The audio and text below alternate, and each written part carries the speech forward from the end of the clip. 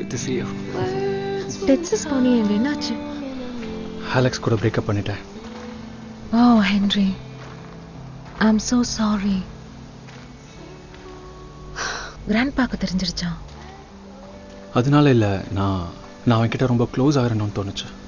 நான் அவனை ஹர்ட் பண்ண வேணாம்னு நினச்சேன். அப்போ உன் ஃபீலிங்ஸ் என்ன ஆகும்?